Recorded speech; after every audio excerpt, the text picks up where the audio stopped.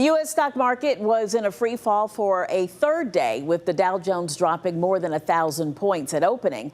Now President Donald Trump is threatening an additional 50% tariff on China. ABC's Nicole D'Antonio has the latest. A roller coaster white-knuckle day on Wall Street as President Trump doubles down on tariffs. For a third day, the Dow plunging more than 1,000 points at the open. But today it recovered briefly on a false rumor the president might pause the massive tariffs. President Trump questioned about the tariffs and the market turmoil during an Oval Office meeting with Israeli Prime Minister Netanyahu. We're going to have one shot at this, and no other president's going to do this, what I'm doing. And I'll tell you what.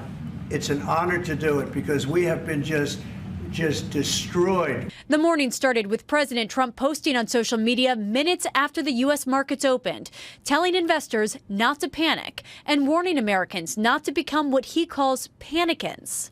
Then hours later, threatening to increase tariffs against China again if Beijing doesn't remove the retaliatory tariffs it placed on the U.S.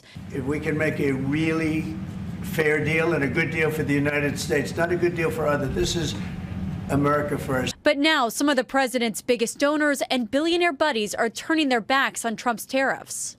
JP Morgan Chase CEO Jamie Dimon warning his shareholders of considerable turbulence, writing in a letter that Trump's trade war will likely increase inflation and are causing many to consider a greater probability of a recession. Hedge fund investor and Trump supporter Bill Ackman calling on the president to call a timeout, warning we're heading for a self-induced economic nuclear winter and we should start hunkering down. As markets continue to tank and wealth continues to evaporate and it becomes clear this is pushing the economy into the recession, that'll put enough pressure on lawmakers and policymakers to get it together.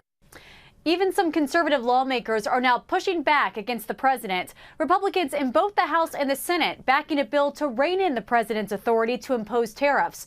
The White House says President Trump would veto the bill. Nicole D'Antonio, ABC News, Washington.